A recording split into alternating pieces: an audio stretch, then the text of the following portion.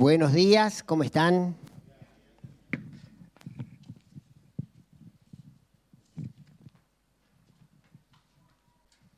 Estamos viendo esta serie que le hemos titulado Imitar a Jesús. Hoy quería hablar sobre un tema que es Jesús ejemplo de autoridad. Hace muchos años, cuando empecé, por la gracia del Señor, a servir a Dios, empecé trabajando en una especie de hora feliz. Y recuerdo una de las historias que conté. En realidad, nunca más la olvidé, ¿no? La historia la habíamos sacado de la revista Niñez, a lo mejor algunos de ustedes la conocen, una revista que imprimía Lapen. Y esa historia contaba la vida de una nena que lo único que conocemos es que se llamaba Kim. Ella vivía en Corea del Norte. Cuando el comunismo entra en Corea del Norte, claro, empieza a prohibir la libertad de culto.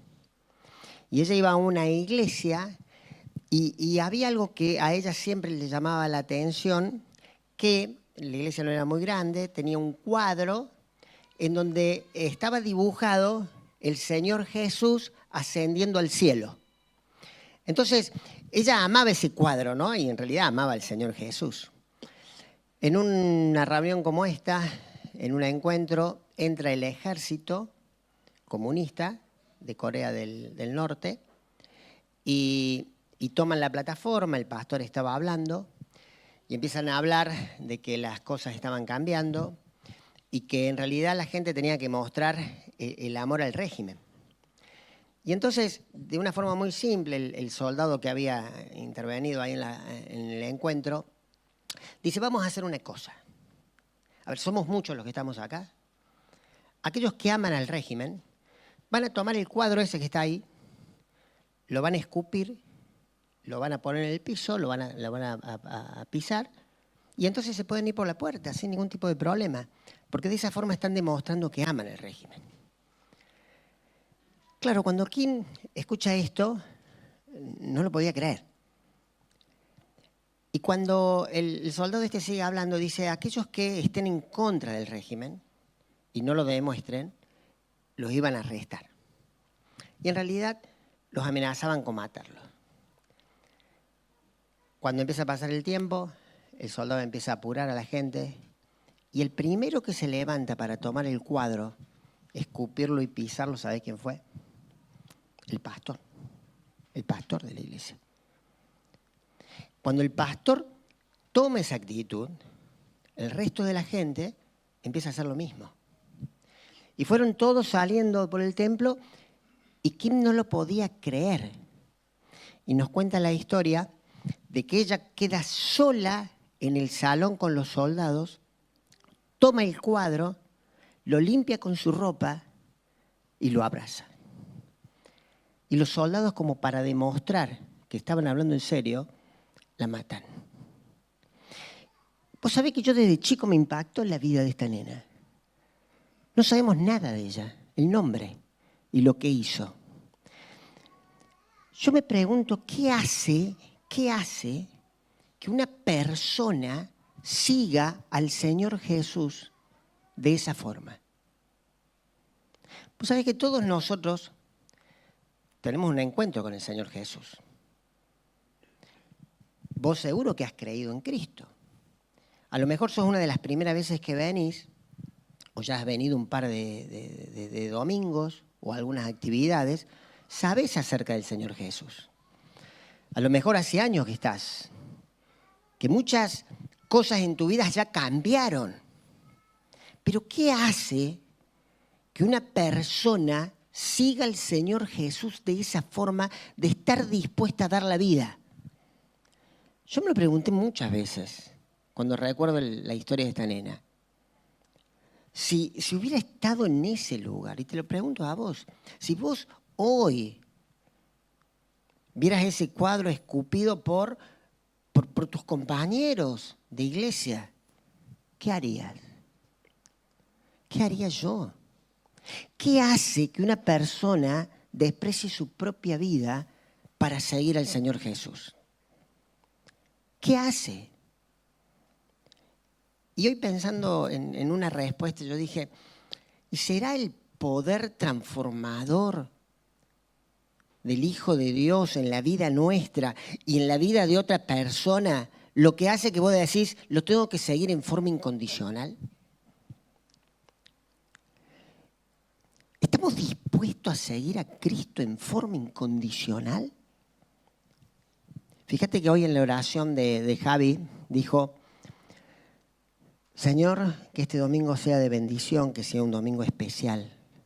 Y dijo una frase más, que nuestro corazón se rinda a tus pies. Para eso necesitamos reconocer la autoridad de Jesús. Si no reconocemos que Cristo es nuestra autoridad, podemos creer en Cristo, podemos disfrutar de su bendición. Pero en el momento de la verdad, en el momento de la prueba, ahí empezamos a titubear. Vos sabés que el libro de Apocalipsis, ahí capítulo 1, versículo 5,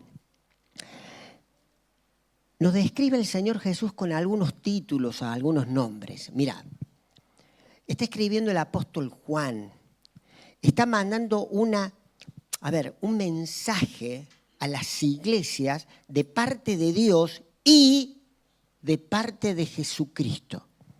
Ahora, fíjate cómo lo titula. Mira, dice, el testigo fiel, lo está describiendo a Cristo. El primogénito de la resurrección, porque es el primero que resucita para no morir nunca más y por su propio poder.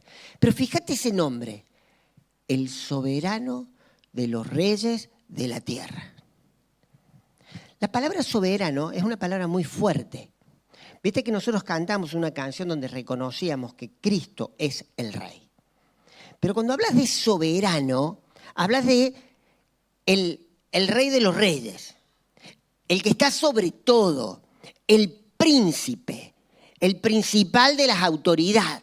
De eso estamos hablando cuando hablamos de soberanos. Y cuando hablamos de reyes de la tierra, ¿a qué nos referimos? A personas que tienen poder, que tienen dirección, que tienen influencia. A ver, en nuestro país hoy ya no hablamos de que hay un rey, pero sí hablamos que hay poderes, hay personas que ocupan cargos de poder o que tienen influencia sobre otros. El presidente, por ejemplo, es uno.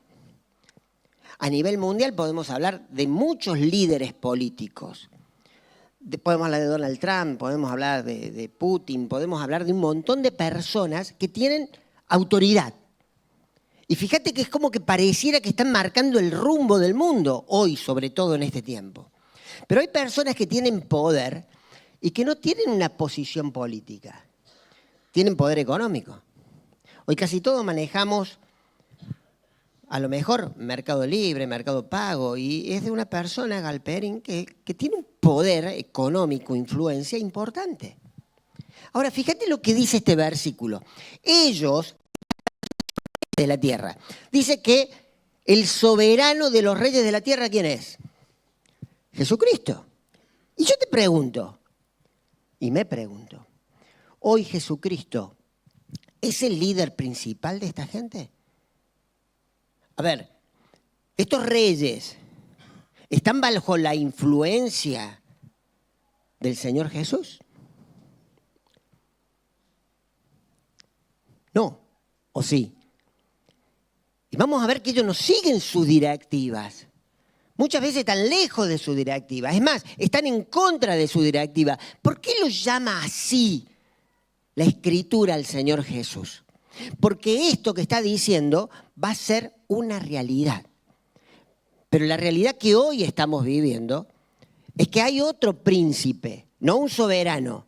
Hay otro príncipe, que Jesús le dice el príncipe de este mundo, que habla del Dios, con minúscula, de este mundo. La Biblia dice que el mismo sistema y el mismo mundo está bajo el poder del maligno. A ver, sabemos que Jesús es el soberano, pero hoy el mundo está bajo el poder de Satanás. ¿Hace lo que quiere? No, no hace lo que quiere. Pero sí sabemos, porque esto lo dice Apocalipsis capítulo 11, que Jesús en un momento sí va a ser el rey de todos los gobiernos de la tierra. Yo me pregunto o mejor dicho, me lo imaginaba de esta forma, mirá. ¿Viste cuando nosotros estamos en una elección y gana un partido o un presidente que es de otro signo político? Entonces, ¿qué sucede? Hay un tiempo como de transición. Hay un gobierno que le llamamos gobierno electo y hay un gobierno actual, que sabemos que se va, que sabemos que le queda poco tiempo.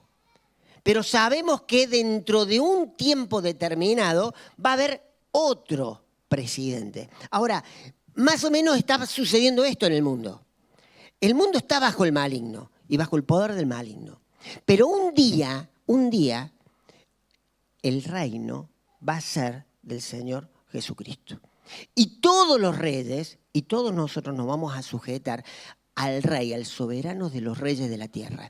Ahora, este capítulo de lucha por el reino está muy plasmado en los evangelios. Por ahí nosotros pasamos rápidos algunos pasajes, pero si vos recordás aquel pasaje de la tentación del Señor Jesús en Lucas capítulo 4, fíjate, a ver si los chicos me lo ponen, Lucas capítulo 4, ahí vamos a ver que hay una lucha muy profunda sobre esto de autoridad de un rey que la ha perdido para entregársela al soberano de los reyes de la tierra. Fíjate que, poneme el 2, por favor, si puede ser. Jesús había sido bautizado, empezaba su ministerio. Recibe del cielo una voz que es del Padre, donde dice, tú eres mi Hijo amado. ¿Ah? Lo reconoce como el Hijo de Dios. El Espíritu lo lleva a Jesús al desierto. Y se encuentra con Satanás después de 40 días que él no come. Él era un ser humano, era Dios, pero era un ser humano. 40 días sin comer, sin beber, físicamente debilitado. Y Satanás empieza a cuestionar a Jesús en el primer punto. Dice, allí estuvo 40 días y fue tentado por el diablo. No comió nada durante esos días, pasados los cuales tuvo hambre. Poneme el 3, por favor. Fíjate que el primer ataque de Jesús es acerca de lo que el Padre le había dicho hacía días antes. Si eres hijo de Dios, ¿quién se lo había dicho? El Padre. Lo habían escuchado, Juan el Bautista lo escuchó. Ahora fíjate, le propuso el diablo, dile a esta piedra que se convierta en pan. Jesús le responde de la siguiente forma, ¿no? Dale el versículo 4. Escrito está, no solo de pan vive el hombre. Un ataque a la identidad que Jesús tenía. Pero a veces no le prestamos atención a la segunda tentación. Dale el 5. Entonces el diablo le llevó a un lugar alto y le mostró en un instante todos los reinos del mundo. Pues ¿y cómo lo hizo? Hoy lo podemos llegar a entender a través de las imágenes. No sabemos cómo lo hizo, pero lo pudo hacer. Fíjate, todos los reinos del mundo. Y fíjate lo que le dice Satanás. Dale el versículo 6. Sobre todos estos reinos y todo su esplendor, te daré la autoridad, porque a mí me ha sido entregada y puedo dársela a quien yo quiera. ¿Estaba mintiendo Satanás? ¿Estaba mintiendo?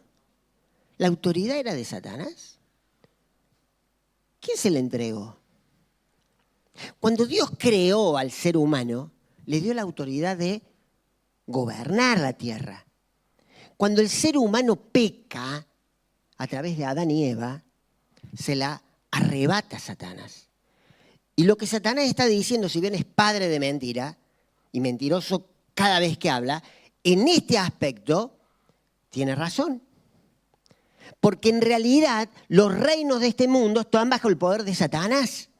Jesús lo reconoce después. ¿Ah? El Dios de este mundo, el príncipe de este siglo. El mundo está bajo el maligno. Ahora, fíjate lo que dice. A mí me ha sido entregada, él arrebató, y puedo dársela a quien yo quiera. Y yo me pregunto, ¿qué le está proponiendo Satanás? Fíjate lo que dice. El próximo. Así que, si me adoras, todo será tuyo. ¿No te parece como, Satanás pidiendo la adoración al Hijo de Dios? ¿Qué le estaba diciendo en realidad? ¿Qué le estaba diciendo? ¿Qué estaba en juego ahí? ¿Los reinos del mundo? Vos sabés que no. No estaban en juego los reinos del mundo. Lo que estaba en juego ahí eran las personas que viven en ese reino. Nosotros. Lo que estaba en juego en la propuesta de Satanás eran las personas. Eran las personas. Jesús le responde de la siguiente forma, mirá, adora al Señor tu Dios y sírvale solamente a Él. Lo que Satanás le estaba proponiendo era, vos vas a reinar. Yo sé que vas a reinar. Pero ¿por qué no lo haces ahora? ¿Por qué no tomás el control ahora? Yo te doy todos los reinos. Y esquiva la cruz. Y Jesús sabe la intención del enemigo. Y le dice, no, solamente al Señor adoramos. Es que no podemos tomar atajos para obtener un fin. Viste que hay un dicho, que el fin justifica los medios. Y por ahí nosotros no lo creemos. Con tal de obtener algo, hacemos cualquier cosa, aunque no esté bien. A ver, usamos medios ilegítimos para obtener algo que consideramos legítimo. Pero Jesús lo ve al tema y se da cuenta que acá los reinos no es lo importante, porque Él lo va a tener en un momento. Lo que estaba en juego y lo que Satanás quería destruir justamente era el plan de salvación hacia las personas. ¿Vos creés que Satanás no sabía que estaba hablando con el Dios encarnado? ¿Vos pensás que Satanás no conocía la escritura que dice que he venido, dice Jesús, ¿a qué? ¿A dar vistas a los ciegos y liberar a los cautivos? ¿No te sentís a veces atrapado, encerrado, justamente por tu propia forma de vivir? Bueno, Jesús vino a dar libertad a personas como vos y como yo. Satanás sabía, no estaba en juego los reinos, estaban en juego las personas. Hace muchos años antes de esto, hay una imagen muy fuerte. Vos lo conocés a Abraham, el padre del pueblo de Israel. Se entera de que su sobrino Lot, que vivía en Sodoma, había sido capturado junto con toda esa ciudad por una unión de reyes. Abraham no era soldado. Era una persona que vivía peregrina. Tenía mucha gente a su cargo. ¿Qué hace? Arma a sus criados y dice, vamos a rescatar a mi sobrino y a toda esta gente. Y lo puede hacer. Enfrenta con su tribu a un ejército y recupera ¿a quiénes? A su sobrino Lot, a la gente de Sodoma y de otros pueblos y los bienes que habían robado. Y dice la Biblia que cuando Abraham viene con su gente y con todo lo que había recuperado, sale a su cruce el rey de Salem que se llama Melquisedec. Y Hebreo nos va a decir que es una representación del Señor Jesús. Y Abraham ve en este Melquisedec que era el sacerdote del Dios Altísimo. Entonces le da el diezmo de todo lo que tiene. Así es el Señor Jesús. A lo mejor es nuestro sacerdote, es nuestro sacerdote. A lo mejor no sabemos de dónde salió, no es de la tribu de Leví, pero aún así es nuestro sacerdote que nos lleva a Dios. Abraham se da cuenta que es un tipo, Dios guía las cosas y le da el diezmo de todo lo que tiene. Pero después sale el rey de Sodoma. Vos escuchaste lo que es Sodoma y Gomorra. ¿Sabés cómo terminó? ¿Sabés la corrupción que había ahí? Imagínate su líder. Si el líder llevó a su pueblo a eso.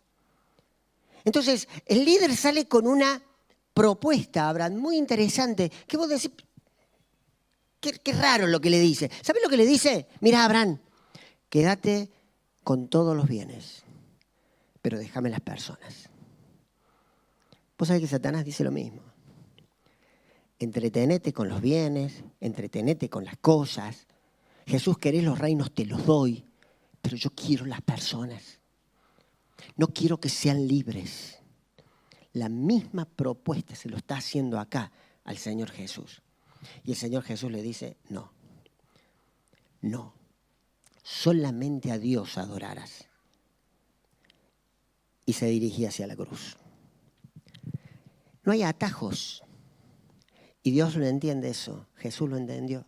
No hay atajos, no hay atajos. No hay atajos en la vida cristiana, ¿eh? No hay atajos.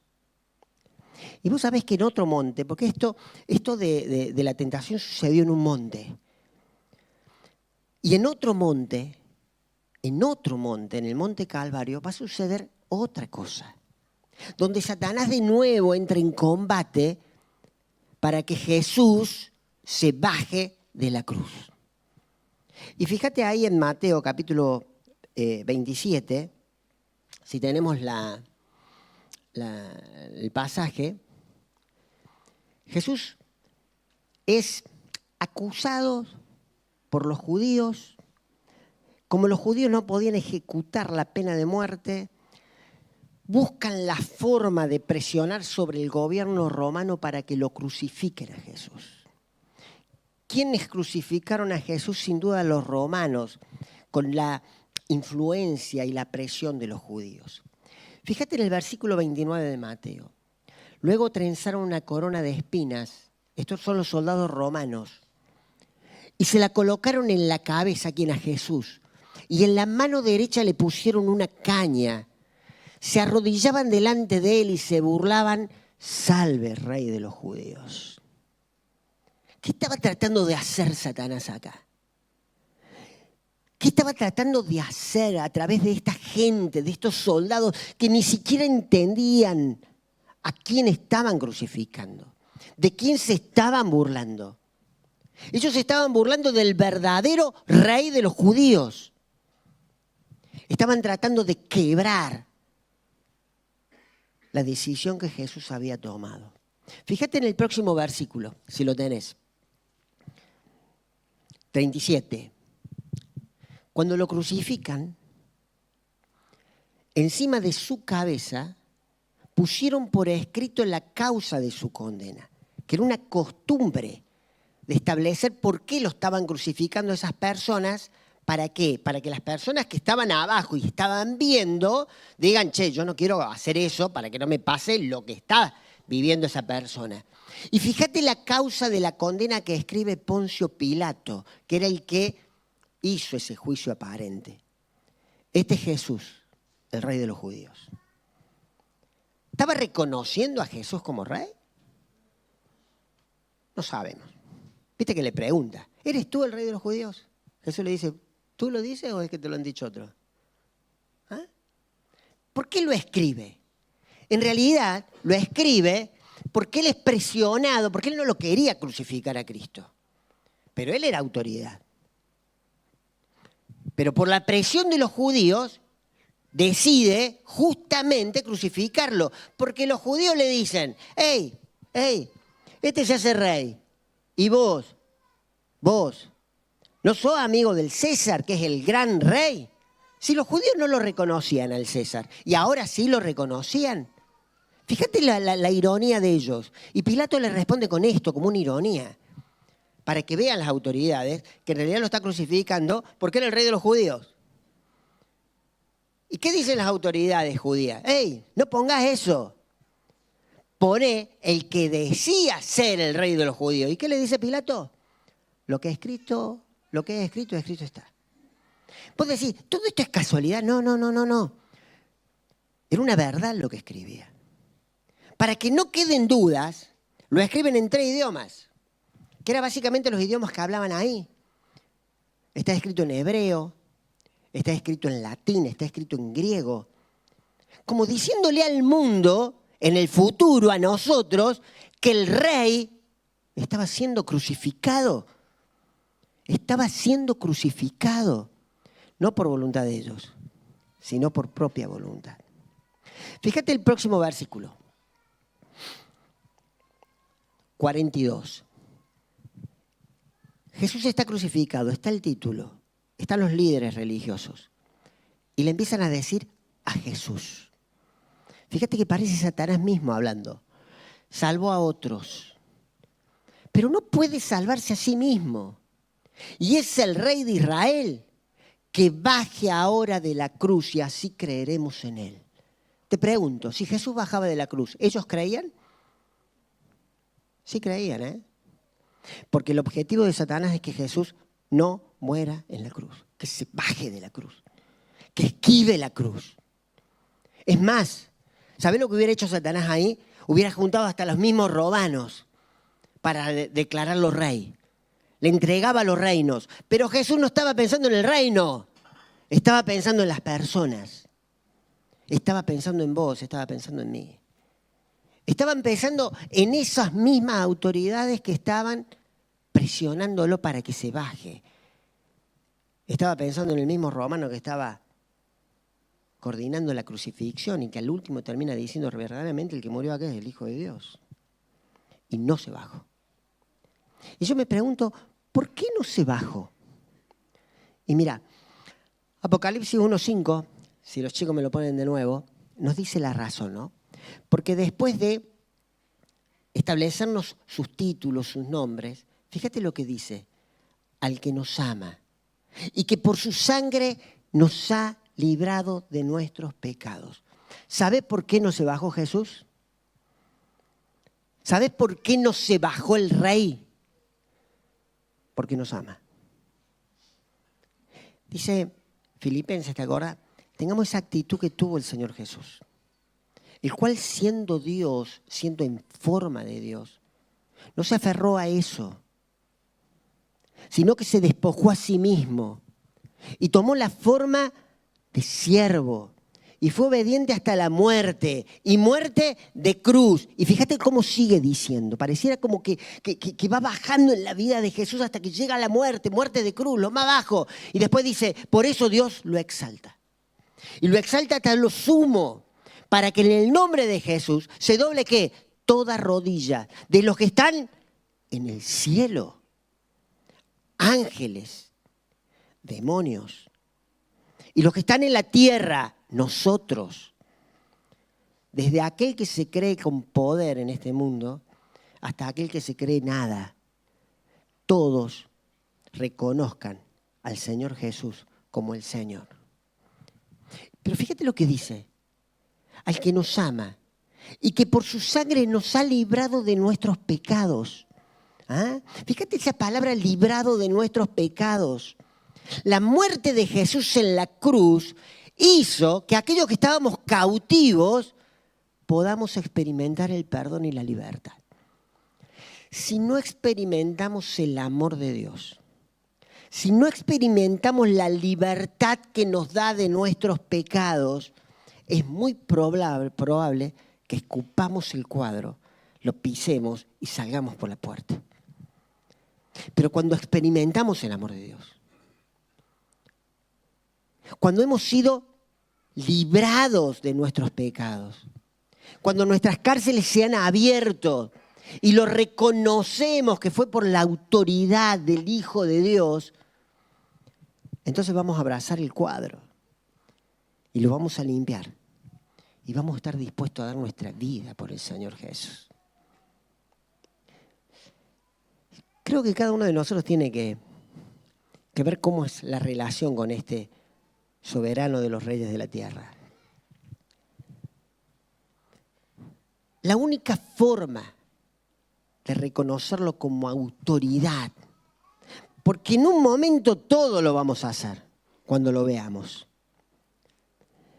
pero la única forma de reconocerlo ahora es cuando el amor de Dios nos cautiva.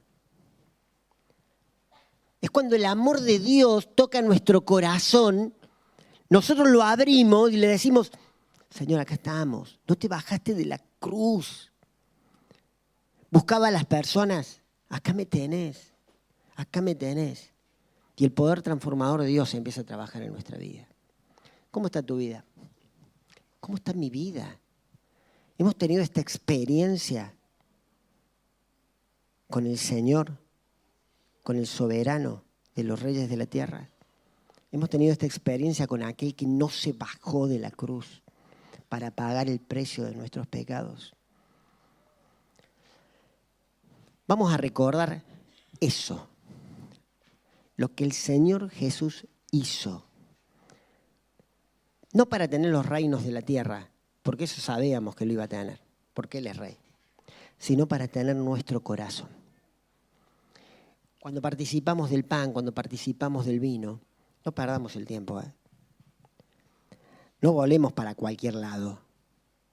No lo tomemos ligero. Pensemos en qué es el precio que pagó Jesús para tener nuestro corazón.